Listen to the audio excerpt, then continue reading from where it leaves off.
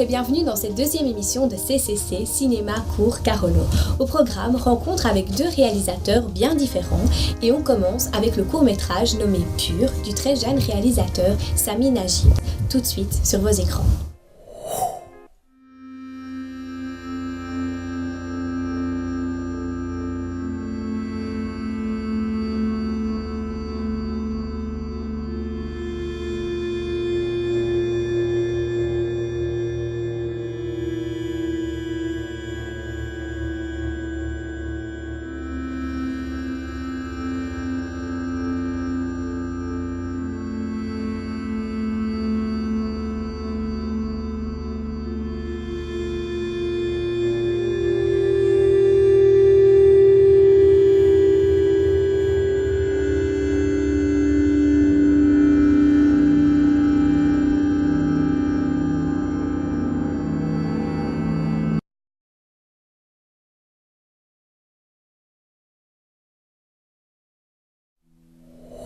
Et voilà, on vient de découvrir le court-métrage Pur de Sami Najib. Sami est avec nous. Bonjour Sami. Bonjour. Alors ce court-métrage est assez court dans la durée. Pourquoi tu as fait ce choix ?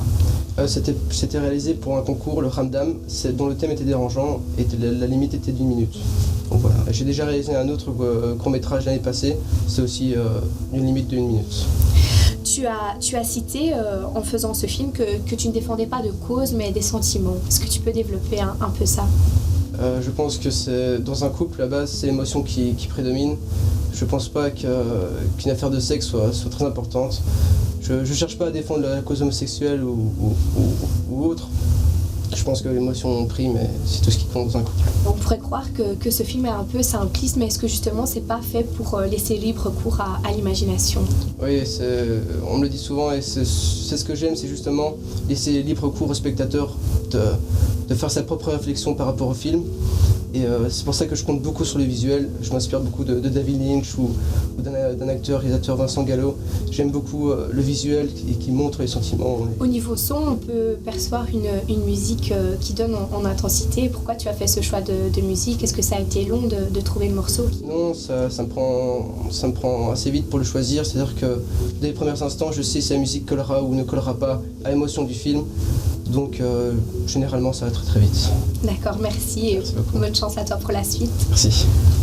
Tout de suite, place au court-métrage Happy Shower du réalisateur Lab. Expérimental et particulier sont les mots justes qui le définissent. Voyez vous-même.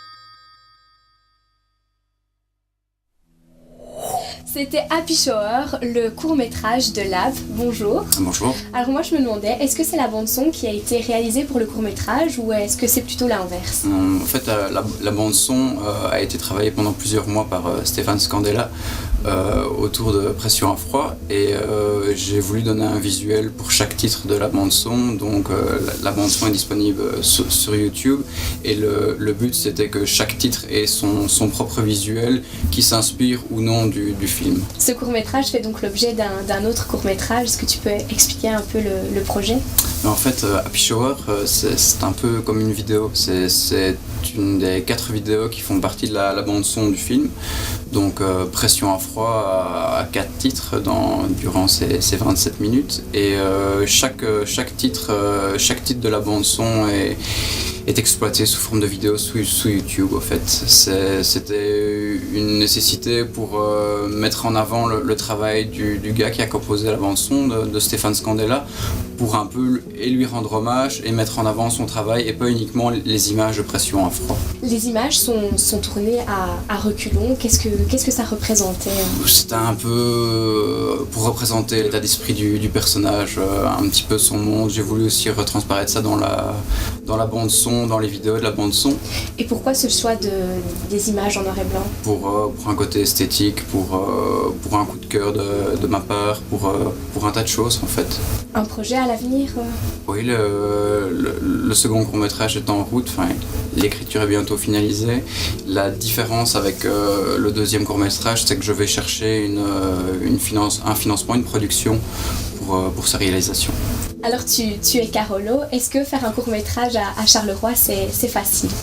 Facile, pas vraiment. C'est au niveau des riverains, des habitants, des proprios, j'ai eu quelques facilités, c'est-à-dire que j'ai pu tourner dans une librairie, j'ai pu tourner dans un café.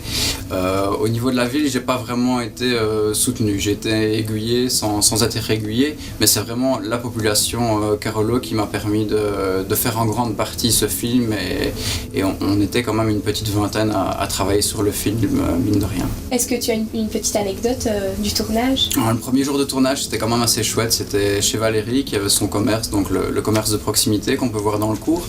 Et à la fin de cette journée, cette femme que j'ai pourtant tannée pendant 6 mois pour lui jouer son rôle de proprio dans son commerce, à la fin de la journée, elle m'a dit: je crois que Julien, au mois de septembre, je vais prendre des cours de théâtre. Je pense vraiment qu'on va aller vers... je vais m'amuser une fois que je tiendrai plus ce commerce. J'ai vraiment envie d'y aller.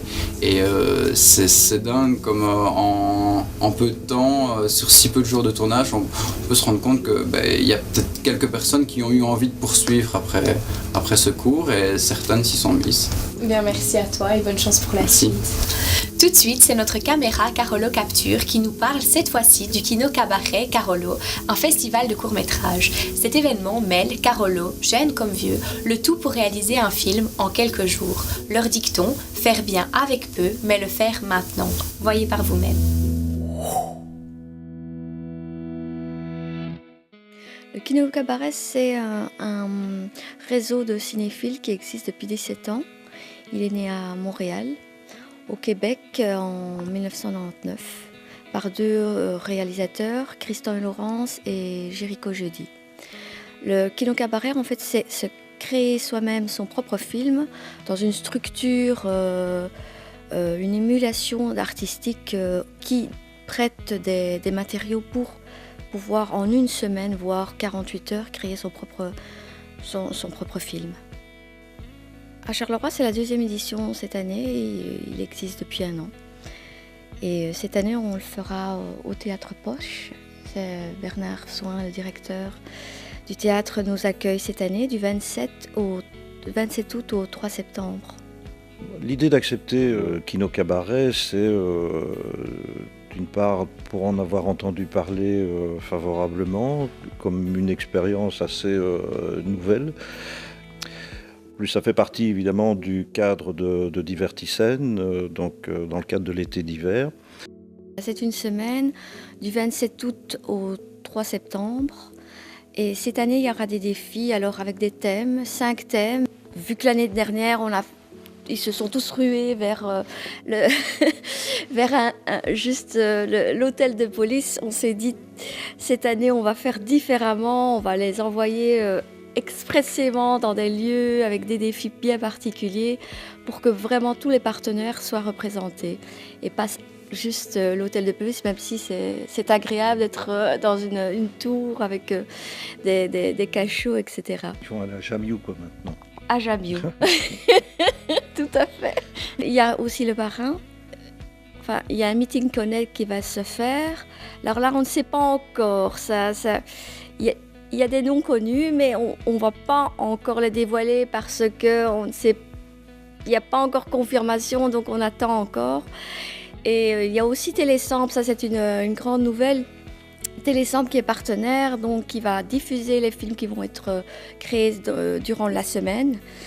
Et aussi ceux qui ont été déjà réalisés l'année dernière. Niveau partenaire, il y a donc, comme disait Bernard, Divertissem, le Théâtre Poche, le Xara et la ville qui soutient toujours. Il y en a d'autres, mais il y a encore confirmation. Sinon, tous ceux de l'année dernière reviennent, ils repartent dans l'aventure. Et il y en a beaucoup, donc je ne vais pas me mettre à les citer. Il y en a tout de même 15. Donc c'est pas mal. Mais l'hôtel de police, déjà, l'hôtel de police. Ah, ils participent, bien c'est sûr, bien. oui, On pourrait peut-être leur demander de sponsoriser le Poche également. Mais tu vas rencontrer l'inspecteur Kino. D'ailleurs, il a le nom du festival, ça tombe bien. Voilà. C'est l'inspecteur Kino, David. Ah, c'est vrai, il s'appelle Kino réellement. Ah oui, c'est pas une blague, oui. Le rôle du parrain. Alors, il y a un ghost et un parrain. Le parrain, c'est vraiment pour l'image et pour donner un petit coup de pouce et aussi médiatiquement. C'est vrai que ça fait toujours plaisir quand un Benoît Mariage ou un Benoît Poelvoorde arrive sur un... c'est tout jeune, c'est un petit festival, donc ça l'aide aussi à grandir. Alors, on peut s'inscrire au Kino à partir du mois d'avril-mai. Une promo passera sur Télésample avec l'adresse mail, les numéros de téléphone. L'inscription n'est pas gratuite, non pas parce que on veut absolument recevoir de l'argent, mais parce qu'une semaine c'est une semaine où les personnes sont logées, où ils peuvent créer leur film et logé, nourri et création de cinéma. Donc c'est plus ou moins 50 € par inscription. On attend cette année plus ou moins la même chose, le même nombre, c'est-à-dire 60, pas plus. Parce que c'est pas possible non plus de gérer plus de 100 personnes. Et voilà, donc on vous attend tous du 27 août au 3 septembre au Théâtre Poche. Kinolab, avec Bernard Soin, Ishanel Agoura, toute l'équipe aussi, qui est Joshua Glems, Leila Badahou, Valérie Doucet et Amaury Eng. On vous attend tous ici à partir du 27 août. Tout de suite, nous vous présentons quelques courts-métrages carolorégiens disponibles sur le web.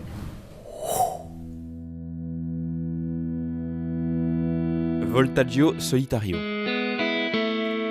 Voltaggio Solitario du réalisateur Lab, c'est un titre de 2015 assez prenant mettant en scène une soirée où la circulation défile vite, très vite. Le jour voit une circulation plus lente et à sens inverse.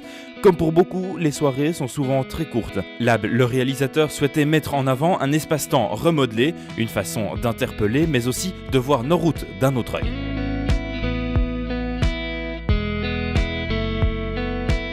Curriculum vitae.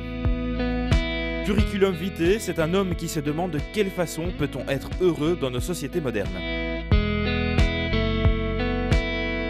Top Business. Top Business est un court-métrage bien de chez nous, réalisé par Brandon Gotto. Nabil, un jeune dealer qui revend de la drogue pour survivre, va se retrouver confronté au monde froid et hostile de la rue. Caleb Story. Caleb Story de Sébastien Sommeville. Caleb est un jeune tueur professionnel travaillant pour Monsieur Arnaud. Un jour, Louise, sa petite amie, disparaît dans une situation étrange. Caleb a découvert par hasard que ceux pour lesquels il travaille ne sont pas innocents dans cette disparition. Il décide alors de se venger, mais les apparences sont parfois trompeuses.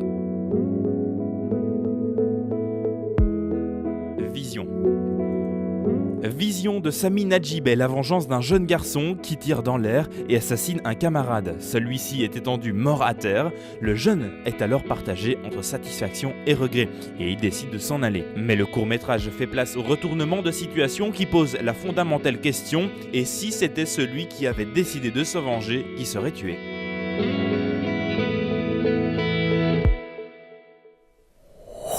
Voilà, c'est déjà la fin de cette deuxième émission et au nom de toute l'équipe, je vous remercie pour votre fidélité durant ces 2 premières émissions de CCC. N'oubliez pas que cette émission sera rediffusée demain, même chaîne, même heure. Et elle sera également disponible en podcast sur notre page Facebook Cinéma Cours Carolo. Nous y présenterons les courts-métrages diffusés durant cette émission et si vous aussi vous voulez nous faire part d'autres créations audiovisuelles réalisées dans notre région, n'hésitez pas à nous les envoyer via notre page Facebook. Je vous donne rendez-vous la semaine prochaine, même jour, même heure sur Télécentre où ce sera déjà notre 3e et dernière émission. Nous vous réservons encore de belles surprises cinématographiques. Passez un excellent week-end. Je vous dis à tout bientôt et d'ici là, portez-vous bien.